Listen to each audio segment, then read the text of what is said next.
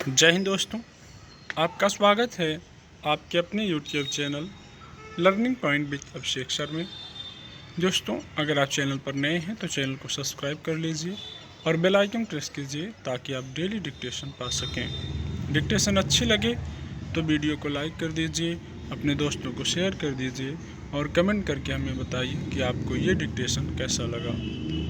Dictation शुरू होगी 5 second बाद।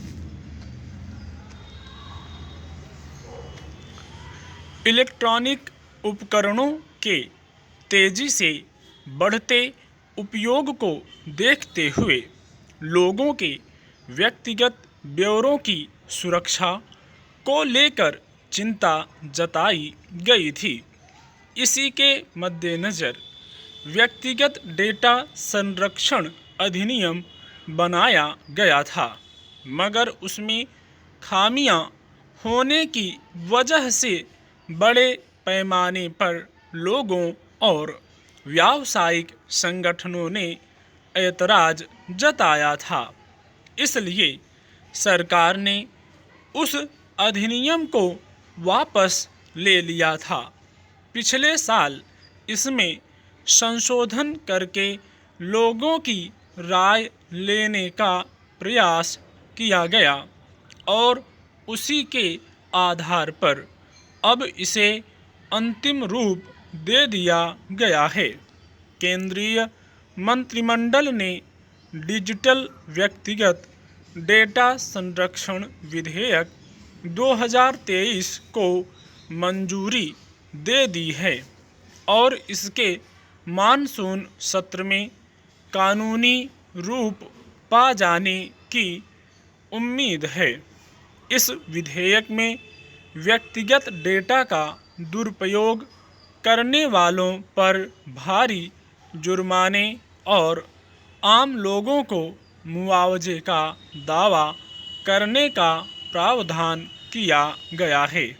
इसमें अलग अलग 5 प्रकार के दंड निर्धारित किए गए हैं। माना जा रहा है कि अब इस विधेयक पर ऐतराज़ की गुंजाइश नहीं रह गई है, मगर देखना है कि इस विधेयक को कितने पारदर्शी और व्यावहारिक ढंग से लागू किया जा पाता है, ताकि लोगों के व्यक्तिगत डेटा में सेंध लगाने वालों पर नकेल कसी जा सके।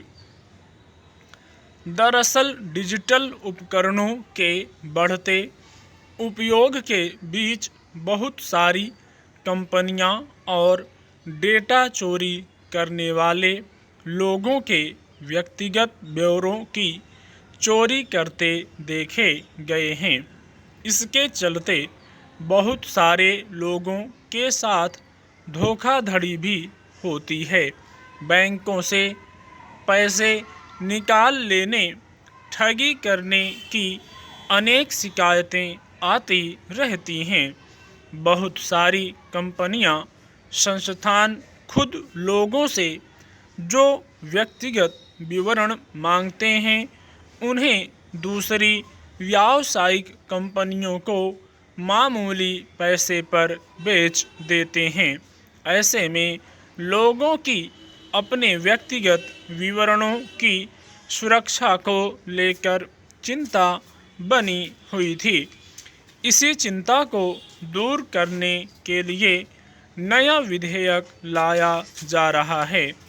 हालांकि व्यावसायिक कंपनियों को ऐतराज़ था कि चूँकि वे लोगों के व्यक्तिगत डेटा अपने उपयोग के लिए जमा करती हैं, इसलिए अगर उनके व्यावसायिक उपयोग पर रोक लगेगी तो उनके कारोबार पर असर पड़ेगा।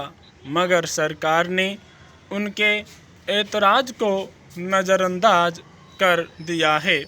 यहाँ तक कि सरकारी संस्थानों को भी इसके दायरे से बाहर नहीं रखा है।